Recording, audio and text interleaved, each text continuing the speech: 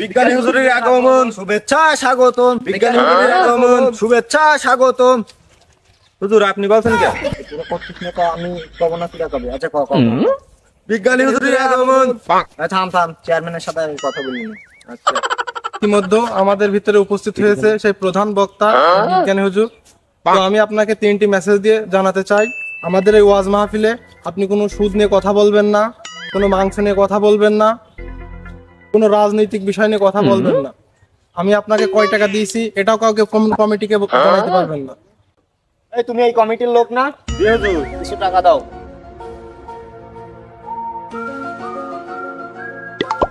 যেই জায়গায় আমি হক কথা বলতে পারি না, যেই জায়গায় আমি ন্যায় বিচার পারি না, যেই জায়গায় আমার নিজের মতো কথা বলতে পারি না, সেই জায়গায় আমি মাহফিল করি না। আমার এই 5,000 টাকা আমার প্রাইভেট কার ভাড়া, আমি গেলাম, এই মাহফিল আমি করবো না। হুজুর রাগ করে না, এরকম করলে হয়? আপনি বোঝেন না কেন? আপনার মন মতো কথা বলেন।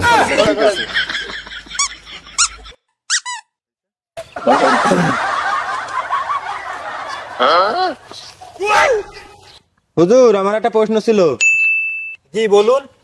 হুজুর আমার সাদা মনে কোনো কাদা নেই, তবুও আমার মনে একটা প্রশ্ন আছে। আমি ব্যবসা বাণিজ্য করি, তো বাড়িতে ফিরতে অনেক রাত হয়ে যায়, বউ খাচর খাচর করে। তা এই বিষয় নিয়ে আপনার কাছে যদি কোনো সলিউশন থেকে থাকে, যদি আপনি বলতেন তো অনেক উপকার হতো।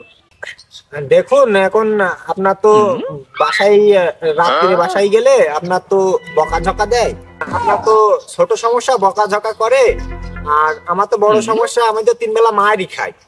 আর মায়ের খাই এই কারণে আমি 2-3 জায়গায় দিন মাহফিল করে রাত হয়ে যায় বাসায় ফিরতে।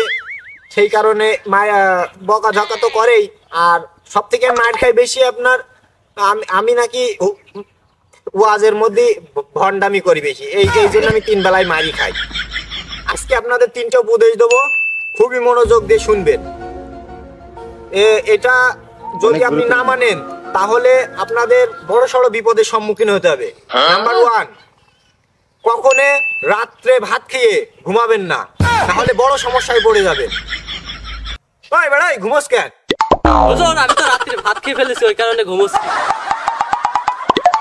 নাম্বার 2, কখনো জানলা খোলা রেখে ঘুমাবেন না, ঘুমালে বড় সড় বিপদে পড়তে পারেন। ওই জানলা খোলা রাখলে ঠান্ডা বাতাস মশা মাছি ঢুকে, এই কারণে ঠান্ডা লাগবে, মশার কামড় দিবে, এই কারণে। নাম্বার 3, ধর বেড়াই তোদের কারণে নাম্বার 3 আমি ভুলে গেছি, কি বলবো ভুলেই গেছি।